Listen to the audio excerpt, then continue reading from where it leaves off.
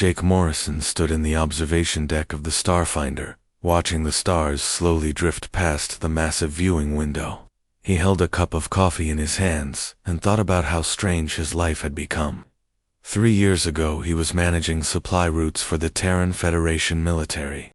Now he was a diplomatic attaché heading toward one of the most important meetings in recent galactic history. The ship's communication system crackled to life. Captain Lisa Martinez's voice filled the room. All senior staff to the main briefing room. We arrive at the rendezvous point in 2 hours. Jake finished his coffee and made his way through the corridors of the research vessel. The Starfinder was not a military ship, but it carried some of the Federation's best diplomatic minds. Today they would meet with representatives of the Cathari Empire for a joint military exercise. The exercise was supposed to show that humans and the Cathari could work together, despite their very different approaches to warfare. The briefing room was already full when Jake arrived. Captain Martinez stood at the front near a large display screen. She was a small woman, but everyone respected her leadership. Next to her stood Colonel Ryan Murphy, the military advisor for the mission. Jake took a seat near the back and waited for the briefing to begin. Ladies and gentlemen, Captain Martinez began. In less than 2 hours, we will dock with the Cathari battlecruiser, Thunder of War. This joint exercise represents 6 months of careful negotiation between our governments. The success of this mission could open new possibilities for cooperation between our species. Jake knew the background already, but he listened carefully. The Cathari Empire controlled a large section of the galaxy's outer rim. They were known throughout space as fierce warriors who valued strength above all else. Their society was built around combat honor and personal bravery. They had been suspicious of humans since first contact because they thought humans were weak and relied too much on technology. Colonel Murphy activated the display screen. Images of tall, muscular aliens appeared. The Cathari looked somewhat like humans, but they were much larger. Their skin had a gray-blue color, and their faces were marked with ritual scars that showed their combat achievements. Both males and females were warriors in their society. The Cathari delegation will be led by War Captain Zarathic, Colonel Murphy explained. She is a veteran of over 50 battles and is considered one of their finest tactical minds. She has never worked with humans before, and according to our intelligence reports, she is not enthusiastic about this exercise. Jake studied the image of Zarathic on the screen. She was imposing, even in a photograph. Her face bore more scars than most Cathari, and her eyes held the hard look of someone who had seen much combat. He wondered what she would think of him when they met. Captain Martinez looked around the room. Commander Morrison will serve as our primary liaison with the Cathari during the exercise. His experience with alien cultures makes him the best choice for this role. Jake felt several pairs of eyes turn toward him. He was not what most people expected from someone heading to a military exercise. He was average height for a human, and had the kind of build that came from years behind a desk, rather than in a gym. His brown hair was starting to show gray at the temples, and he wore glasses for reading. He looked more like a college professor than a soldier. "Sir," spoke up Lieutenant Commander Kate Phillips from the front row, "are we certain that Commander Morrison is the right choice? The Cathari respect strength and combat experience. No offense to the commander, but his background is in logistics and diplomacy." Jake had expected this question. It was not the first time someone had doubted his ability to handle a military situation. "I understand the concern," he replied calmly. "But this exercise is as much about building relationships as it is about combat tactics. My job is to make sure we learn to work together effectively." Colonel Murphy nodded in agreement.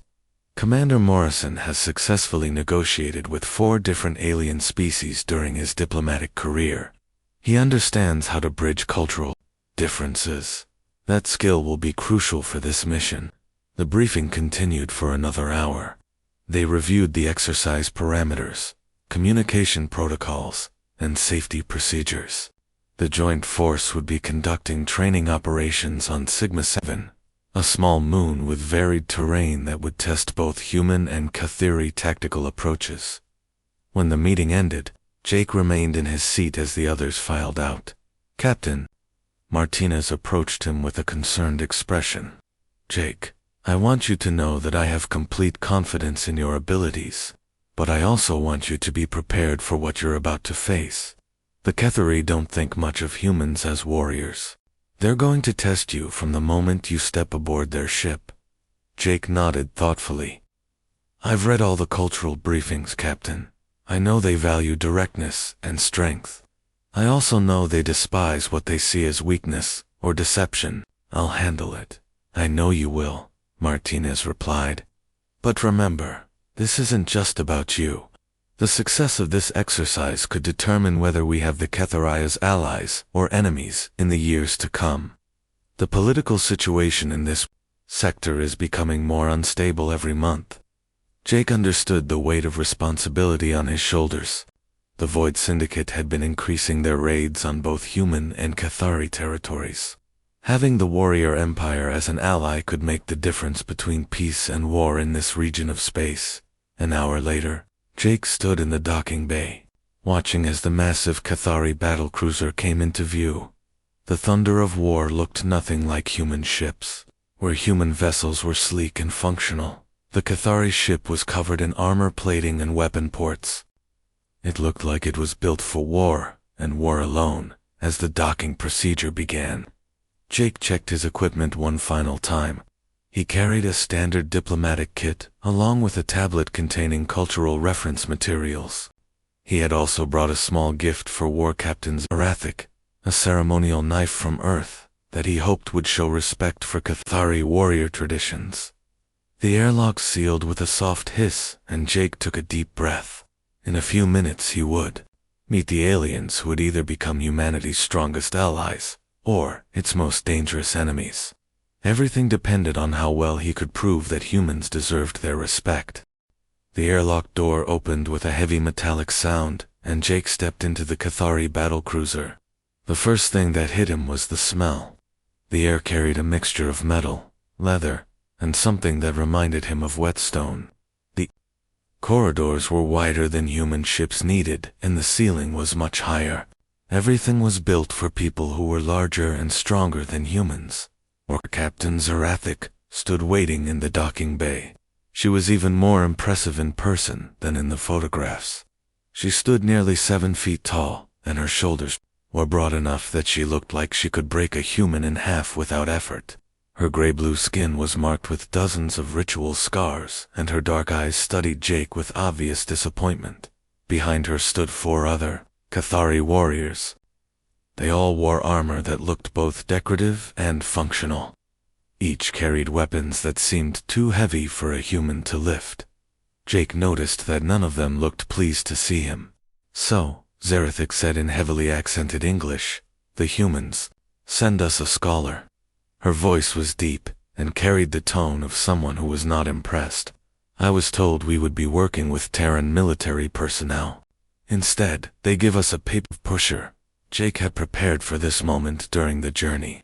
He knew that showing weakness or defensiveness would immediately mark him as unworthy in Cathari eyes. He stepped forward and offered a slight bow that showed respect without submission. "War Captain Zarathic," he said formally, "I am Commander Jake Morrison, Diplomatic Liaison for the Terran Federation. I bring greetings from our government and a token of respect for your warrior traditions." He held out the ceremonial knife he had brought from Earth. Zarathic took the knife and examined it briefly. The blade was well made and decorated with symbols that Jake had chosen carefully from his research into Cathari culture. She tested the edge with her thumb and nodded slightly. "A pretty trinket," she said, "but a warrior is judged by deeds, not gifts." She handed the knife to one of her subordinates and looked Jake up and down again. "You are smaller than I expected. Do all human warriors look like teachers?" One of the other Cathari warriors laughed at this comment. Jake recognized the sound as something between amusement and contempt. He kept his expression neutral and waited. for Zarathik to continue. "Come," the war captain said. "We will show you to your quarters, and then begin the briefing. Try not to slow us down too much." Jake followed the group through the corridors of the ship. The walls were covered with paintings that showed great battles from Cathari history. He saw scenes of warriors fighting with swords and axes against various alien enemies. None of the paintings showed anything that looked like modern technology or ranged weapons. Everything emphasized personal combat and individual heroism. They stopped at a door that was smaller than the others they had passed. "Human quarters," Zarathik announced. "We had to modify one of our storage rooms since your people are so much smaller than ours." The comment was clearly meant as an insult, but Jake simply thanked her for the accommodation. An hour later, Jake found himself in the ship's main briefing room. The chamber was enormous by human standards and filled with Cathar officers. He was the only human present, and he felt very small sitting among the alien warriors. A holographic display showed the moon where they would be conducting their exercise. Sigma-7 was a barren world with rocky terrain and deep canyons. It had been chosen because it offered opportunities for both the human preference for defensive positions and the Cathari love of mobile assault tactics. The exercise would last 5 days and involve establishing a base while defending against simulated enemy attacks. "This scenario is simple," Zarathik explained to the assembled officers. "We will establish a forward operating base in the Central Valley. Enemy forces will attempt to overrun our position using various attack patterns. Our job is to hold the base and eliminate all hostile contacts." She activated different sections of the holographic map as she spoke. Jake studied the terrain carefully and began to notice several interesting features. There were extensive cave systems in the surrounding hills and what looked like the remains of mining operations from some previous civilization. He also noticed that the valley had only 3 obvious entrance points, but several smaller paths that might be overlooked. One of the Cathari officers raised his hand. "War Captain, what role will the human play in this exercise? Our warriors are trained to work together as a unified force. An outsider could disrupt our battle formations." Zarathik looked at Jake with an expression that mixed pity with annoyance. "The human will be assigned to rearguard duties. He can help coordinate supply lines and communications, while real warriors handle the fighting. We cannot risk having someone untested in a combat situation." Jake had expected this, but it still stung. He had served in the military for 8 years, before becoming a diplomat. He was not the most experienced combat soldier, but he was far from helpless. However, he knew that protesting would only confirm their opinion that he was weak. "I understand," he said simply. "I'll do whatever is most helpful for the mission." Zarathik seemed surprised by his calm acceptance. "Good, at least you know your limitations." She turned back to the other officers. "We will deploy in standard assault formation. First wave establishes the perimeter, second wave begins base construction, third wave maintains patrol routes. Any questions?" The briefing continued for 2 more hours. Jake listened carefully as the Cathari discussed their tactics. They favored direct approaches and overwhelming force. Their strategy relied heavily on the individual skill of their warriors and their ability to intimidate enemies through displays of strength. It was effective, but Jake could see several potential weaknesses in their approach. When the meeting ended, Jake remained in his seat, studying the holographic map. The other officers filed out talking among themselves in their native language. He caught enough words to understand that they were discussing whether humans were really worth having as allies. Zarathik approached him as he continued examining the terrain display. "Something interests you about our battle plan, human." Jake looked up at her. "I'm just trying to understand the terrain better. The moon has some unusual geographical features that might be worth considering, such as..." Jake highlighted several areas on the map. "These cave systems extend much further than they appear on the surface. If an enemy force knew about them, they could use them to bypass your perimeter entirely. Also, The old mining tunnels create potential weak points in the valley floor. Zarathic studied the areas he had indicated. Our sensors will detect any movement in those caves, and the mining tunnels are too small for a significant force to use. Perhaps, Jake agreed, but it might be worth having contingency plans in case the enemy thinks of something we haven't considered. The war captain's expression hardened.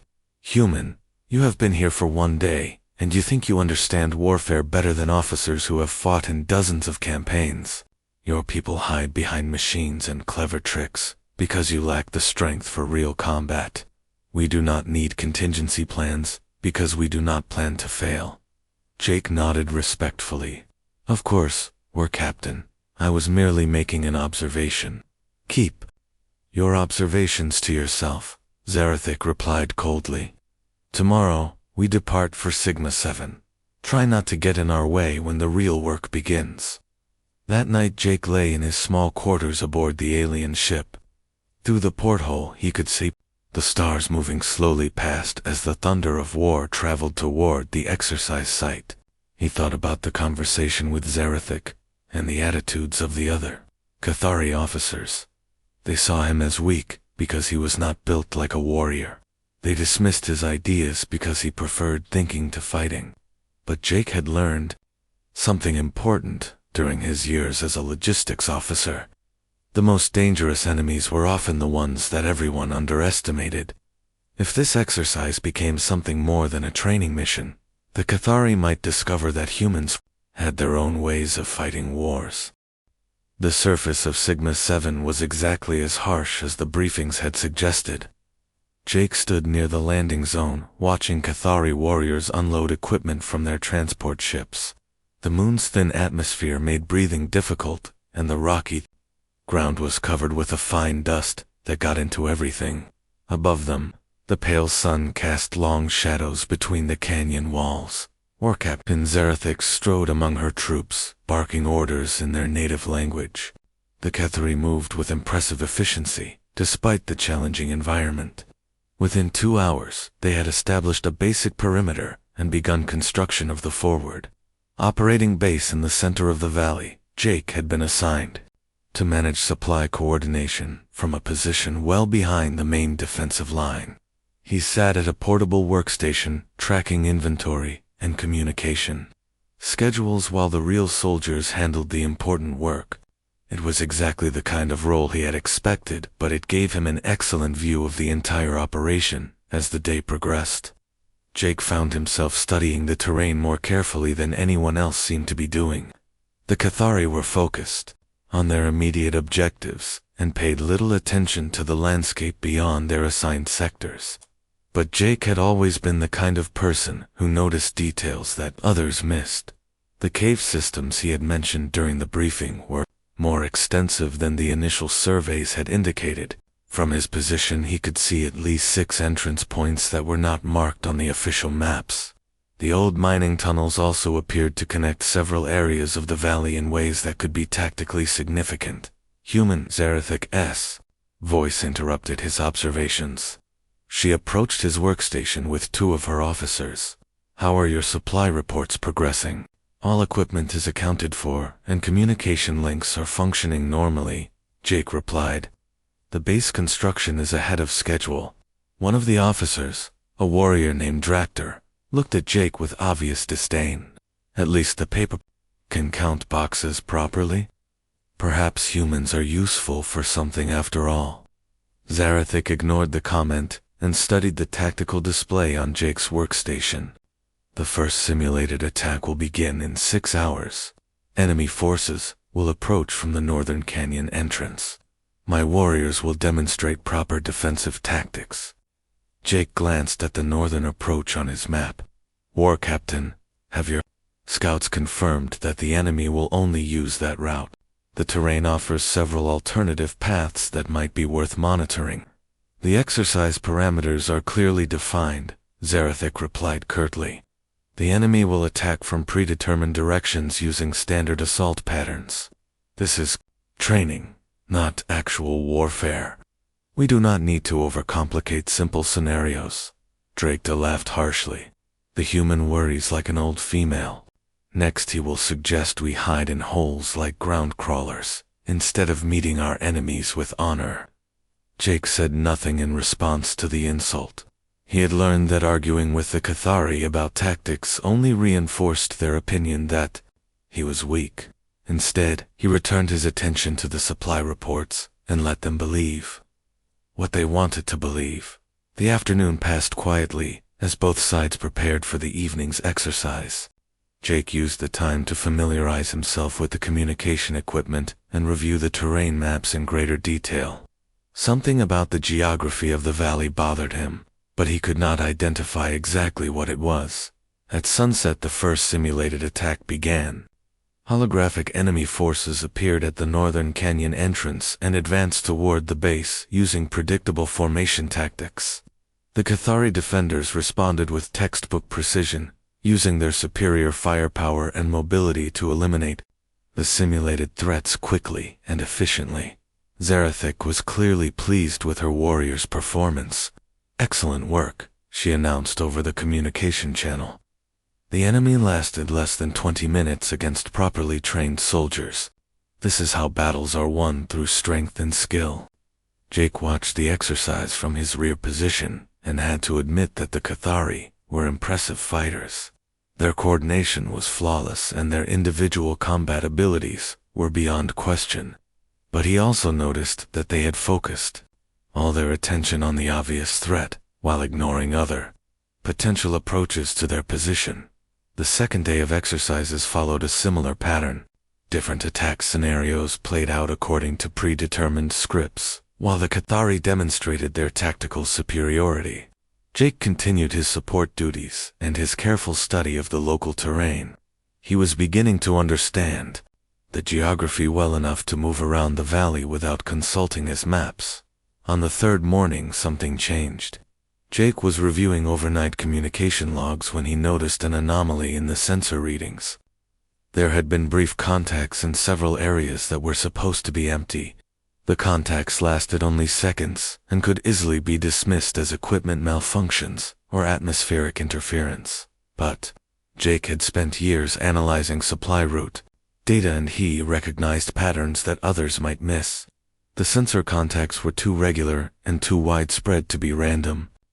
Something was moving around the valley in a coordinated fashion, and it was not part of the exercise. He immediately contacted Zarathik on the command frequency. "War Captain, I'm seeing unusual activity on the sensor logs. We may have uninvited guests in the area." "Explain," came her terse reply. Jake transmitted the sensor data to her workstation. "These contacts appear to be reconnaissance teams moving through the cave systems and mining tunnels. The pattern suggests they're mapping our defensive positions." There was a long pause before Zarathik responded. "The readings are inconclusive. They could be caused by mineral deposits or atmospheric conditions. Do not create problems where none exist." But Jake's concerns proved justified 3 hours later when the attack began. It started not with the simulated enemies they had been expecting, but with real weapons, fire from multiple directions, simultaneously. The first explosions came from positions that should have been impossible for anyone to reach undetected. DRA, KTAR-S. Voice crackled over the communication system with shock and confusion. "War Captain, we are under attack from the eastern cliffs. How did they get past our sensors?" More reports flooded in as the enemy revealed the scope of their infiltration. They had used the cave systems and mining tunnels exactly as Jake had feared, positioning strike teams throughout the valley while the Cathari focused on the obvious approaches. Whoever was attacking them had studied the terrain at least as carefully as Jake had. Zarathik's command post erupted in activity as her officers tried to understand what was happening. "This is not part of the exercise," she shouted into her communicator. "Who authorized live weapons?" Jake was monitoring multiple communication channels and piecing together the situation. The attacking force was using Void Syndicate equipment and tactics. They must have been tracking the joint exercise and decided to take advantage of the opportunity to strike at both human and Cathari forces simultaneously. "War Captain," he called out, "these are real enemies. The Void Syndicate has found us." The sound of weapons fire was getting closer as the enemy closed in on their position. Jake could see Cathari warriors taking cover behind defensive barriers. That had been designed for training exercises, not actual combat. Many of them were already wounded, and their return fire was becoming less coordinated as the attack intensified. Zarathic stared at her tactical display with an expression of disbelief. Her carefully planned defensive positions were being overrun by enemies who had approached from directions she had never considered. The strength and skill that had made her warriors so effective in direct combat meant nothing when they were caught in a trap they had not seen coming. "How many enemies are we facing?" she demanded.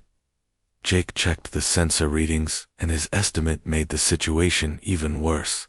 "At least 3 times our number, possibly more.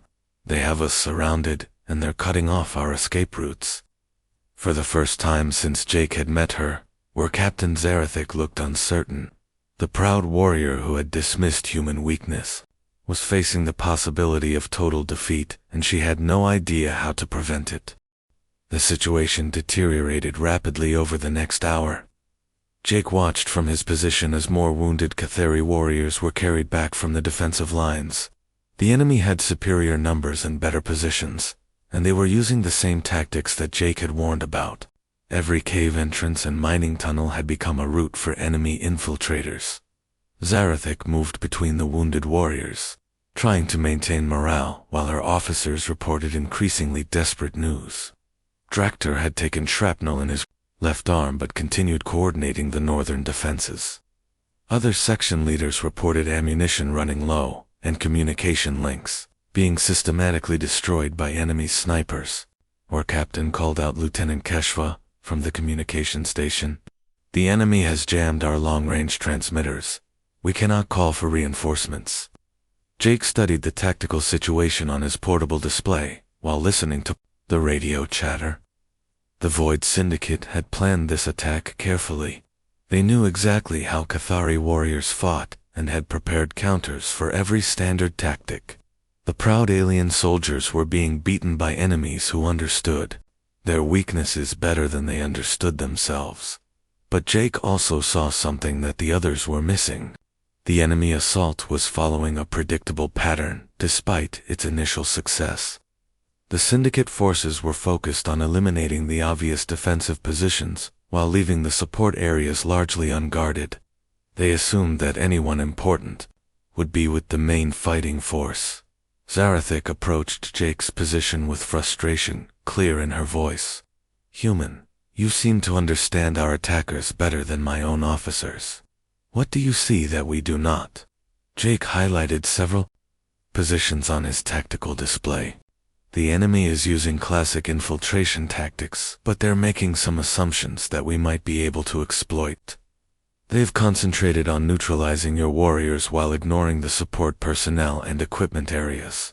"What does that matter?" Draktor interrupted, clutching his wounded arm. "Support personnel cannot fight trained soldiers."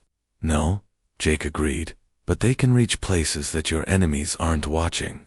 He expanded the map to show the full tunnel system. "I've spent 3 days studying these underground passages. The enemy is using them for infiltration, but they're not defending all the access points." Zarathic studied the map with growing interest.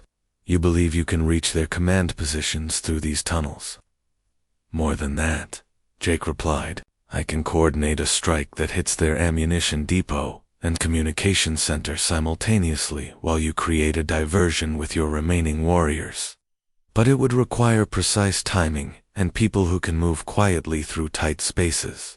The War Captain looked skeptical. "You are proposing that you personally lead an assault mission? You have no combat experience with this type of operation." Jake met her gaze steadily. "I have more experience than you think, War Captain. Before the first became a diplomat, I spent 8 years in Terran Federation military service. 3 of those Years were with reconnaissance units that specialized in exactly this kind of mission. Dractor laughed bitterly, despite his wounds. The paper pusher claims to be a soldier now. War Captain, we cannot trust our survival to human fantasies. But Zarathik was studying Jake with new attention. She had seen her traditional tactics fail completely against an enemy that understood them too well. Perhaps it was time to try something that the enemy would not expect. What do you need? She asked. Jake quickly outlined his plan. The enemy had positioned their command post and ammunition depot in the old mining complex on the eastern side of the valley. The installations were heavily guarded from obvious approaches, but the underground tunnel system provided several routes that were only large enough for 1 or 2 people at a time. I'll need 2 volunteers who can move quietly and handle demolitions, Jake explained, while we're infiltrating their rear positions. You'll need to organize a frontal assault that draws their attention away from the tunnels. Amy Collins, Minek, from the Starfinder crew, stepped forward. I volunteer. I have combat training and demolitions experience. Pete Johnson, a communications specialist, joined her. I can handle the technical aspects of taking out their communication systems. Zarathik looked at the 3 humans with an expression that mixed desperation with doubt. Your plan requires my warriors to launch a suicidal frontal assault, while you attempt to reach enemy positions that may be impossible to approach undetected. Your warriors won't be launching a suicide mission, Jake corrected. They'll be creating a convincing diversion that makes the enemy think you're attempting a desperate breakout. When we destroy their ammunition depot, the explosion will signal your forces to pull back to defensive positions, while the enemy deals with the chaos in their rear areas. Dractor shook his head. This is madness. We should fight with honor, not skulk through holes like scavengers. Honor won't save your warriors' lives, Jake replied bluntly. And it won't complete this mission. Sometimes the best way to win a fight is to avoid fighting on your enemy's terms. Zarathik was quiet for several minutes while she considered the options. Around them, the sound of weapons fire continued as her remaining warriors held their increasingly desperate positions. Finally, she nodded. We will try your plan, human. But understand that if you fall, my warriors will die with you. Do not fail. Jake began preparing his equipment while Amy and Pete gathered their own gear. He had brought minimal combat equipment to what was supposed to be a diplomatic exercise, but he had enough for this mission. His sidearm was standard issue and he carried several small explosive charges that were originally intended for emergency DEMOLITIONS. As they prepared to enter the tunnel system, Zarathik approached Jake one final time. Human, I do not understand your tactics. How do you know that this approach will succeed, where direct combat has failed? Jake checked his weapon and looked back at the alien warrior.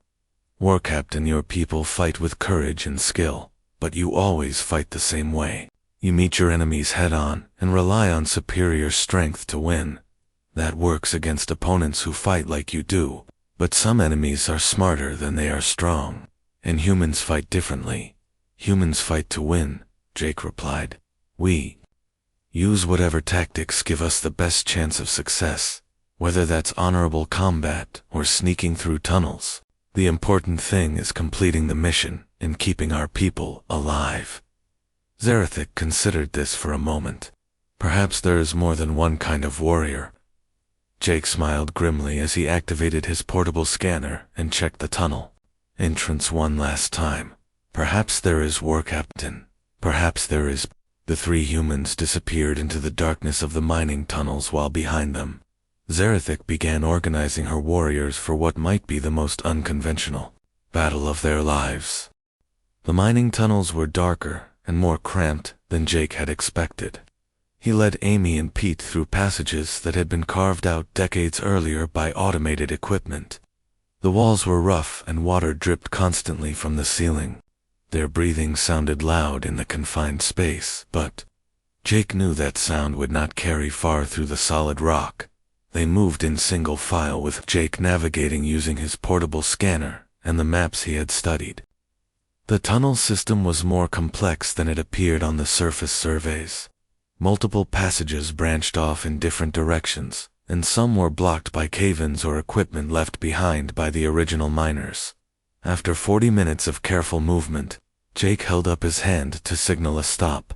According to his calculations, they were directly beneath the enemy ammunition depot.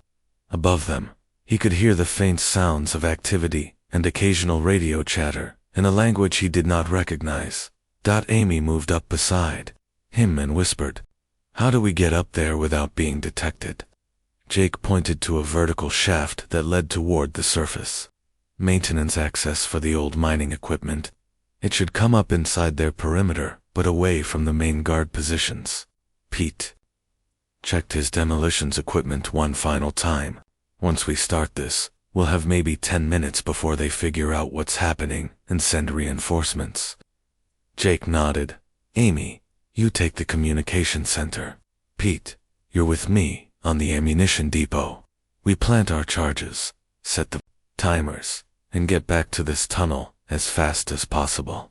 They climbed the maintenance shaft slowly and carefully. Jake could feel his heart pounding as they approached the surface. He had not been in this kind of situation for years, and he hoped his skills had not deteriorated too much during his time as a diplomat. The shaft ended at a grate that looked out into the enemy compound. Jake peered through the metal bars and saw exactly what his reconnaissance had suggested. The Void Syndicate had established their rear installations in the ruins of the old mining facility. Guards were positioned at the obvious approaches, but they were not watching the maintenance areas. Jake carefully removed the grate and climbed out into the compound. The enemy soldiers were focused on the battle taking place at the main defensive lines. Radio chatter indicated that Zarathik had begun her diversionary assault, and the Syndicate forces were responding exactly as Jake had hoped. Amy slipped out of the shaft and moved toward the communication center while Jake and Pete approached the ammunition depot. The building was larger than it had appeared on the scanner, and Jake could see stacks of weapons and explosives through the windows. Destroying this facility would seriously damage the enemy's ability to continue their attack. 2 guards stood at the main entrance, but they were watching the battle in the distance rather than paying attention to their immediate surroundings. Jake signaled for Pete to circle around to the back of the building while he dealt with the sentries. Jake had learned these skills during his reconnaissance training years earlier.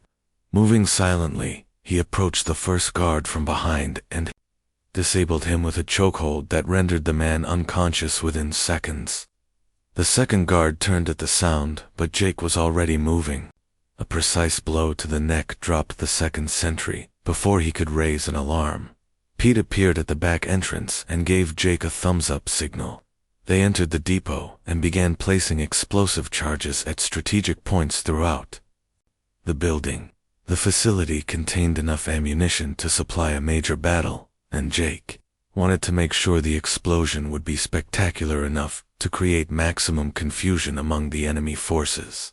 Meanwhile, Amy had reached the communication center and was working to disable their equipment. Through the windows, Jake could see her moving efficiently between the radio consoles and computer terminals. She had always been good at her job, but Jake was impressed by how calmly she handled the dangerous situation. The radio chatter from the main battle was becoming more intense. Zarathik's diversionary assault was working perfectly. The enemy commanders were calling for reinforcements to counter what they believed was a desperate breakout attempt by the trapped Cathari warriors. Jake finished placing his charges and checked the timer settings. 5 minutes, he whispered to Pete. That should give us enough time to get back to the tunnel and clear the area. But as they prepared to leave the depot, Jake heard footsteps approaching from outside. A patrol was returning to the compound, and they would discover the unconscious guards within moments. He signaled for Pete to continue toward the tunnel, while he moved to intercept the patrol. 3 enemy soldiers entered the compound and immediately noticed their unconscious comrades. Jake knew he could not take all 3 in close combat, but he did not need to. He only needed to delay them long enough for the charges to detonate. The first soldier raised his weapon as Jake stepped into view. "Intruder in the compound," the man shouted into his radio. "Sound the alarm." Jake dove behind a stack of supply crates as weapons fire erupted around him. The enemy soldiers were trained and disciplined, but they were also confused by the sudden appearance of a single human in their rear area. They spread out to surround his position while calling for backup. Amy appeared at the entrance to the communication center. She had completed her mission and was moving toward the tunnel when she saw Jake pinned down by enemy fire. Without hesitation, she opened fire on the patrol from their exposed flank. The brief firefight was intense, but short. Jake and Amy worked together to eliminate the 3 soldiers, but the damage was done. Radio calls were going out across the compound and enemy reinforcements were already responding to the alarm. 30 seconds until detonation. Pete called from the tunnel entrance. "We need to move now." Jake and Amy ran for the shaft as enemy soldiers poured into the compound from multiple directions. They reached the tunnel just as the charges exploded. The ammunition depot disappeared in a massive fireball that lit up the entire valley. Secondary explosions continued for several minutes as stored weapons and fuel supplies caught fire. The 3 humans made their way back through the tunnels as quickly as possible while the sounds of chaos echoed from the surface. Jake's plan had worked even better than he had hoped. The destruction of the ammunition depot had crippled the enemy's ability to continue their assault, and the loss of their communication center had disrupted their coordination completely. When they emerged from the tunnels behind the Cathari defensive lines, they found Zarathik waiting for them. The war captain looked at Jake with an expression he had never seen before. It was respect mixed with something that might have been admiration. "The enemy is retreating," she reported. "Your attack destroyed their supply lines and left their forward units without support. My warriors are pursuing the survivors, but the main threat has been eliminated." Jake sat down heavily on a supply crate and allowed himself to feel exhausted for the first time in hours. Around him, Cathari warriors were tending to their wounded and securing the area. The joint exercise had become a real battle, and they had survived it. Dractor approached with his arm in a medical sling. "Human," he said formally, "I owe you an apology. I called you weak, but you fought with more courage than many warriors I have known." Zarathik stepped forward and drew a ceremonial blade from her belt. "Commander Morrison, you have earned the right to be called warrior by the Cathari Empire. This blade belonged to my grandfather. It is yours now." Jake accepted the weapon with genuine gratitude. "Thank you, War Captain, but I hope you understand that humans and Cathari simply fight differently. Neither way is wrong if it accomplishes the mission." Zarathik nodded slowly. "I am beginning to understand this. Your people do not seek glory in battle, but you achieved victory through methods we had not considered. Perhaps our species have more to learn from each other than we realized." As the sun set over Sigma 7, Jake looked around at the mixed group of human and Cathari personnel working together to secure their position. The exercise had not gone as planned, but it had accomplished something more important than any training scenario could have achieved. They had learned to respect each other's strengths instead of focusing on their differences. And in a galaxy where new threats seemed to emerge constantly, that understanding might make the difference between survival and defeat for both their species. The warrior's blade felt strange in Jake's hand, but he was proud to carry it. He had proven that strength came in many forms and that sometimes the quietest voice in the room had the most important things to say.